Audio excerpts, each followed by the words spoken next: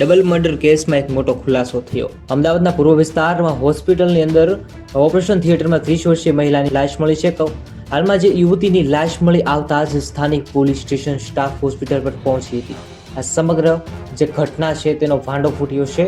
ચકચાર ડબલ મર્ડરની ઘટનામાં નવા ખુલાસા થઈ રહ્યા છે। કર્ણ હોસ્પિટલમાં ડબલ મર્ડર કેસ મામલે પોલીસે કર્યા ચોંકાવનારા ધડાકા। કેવી રીતે હત્યા કરી તેનો મોટો ખુલાસો સામે આવ્યો છે।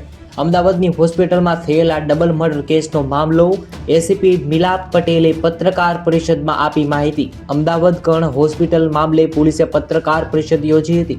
એસીપી મિલાપ પટેલે હડકંપ મચાવી દેવી હકીકત જણાવતા કહ્યું કે એનેસ્થીસિયાના ઇન્જેક્શન ઓવરડોઝના કારણે ભારતીવાળાનું મોત નીપજ્યું હતું, જેમાં આરોપી મનસુખની સંડોવણી ખુલી છે। આરોપી મનસુખ છેલ્લા 23 વર્ષથી કર્ણ હોસ્પિટલમાં નોકરી કરતા હોવાનું સામે આવ્યું છે। વધુમાં હોસ્પિટલમાં અગાઉ પણ આ શંકાસ્પદ મોત થયું હતું, જે મામલે પણ હાલ તપાસ ચાલી રહી છે। ચકચાર ડબલ મર્ડરની ઘટનામાં નવા ખુલાસા સામે આવી રહ્યા છે। હોસ્પિટલમાં સીસીટીવી ચેક કરતા જ આ મોટો ભાંડો ફૂટ્યો છે।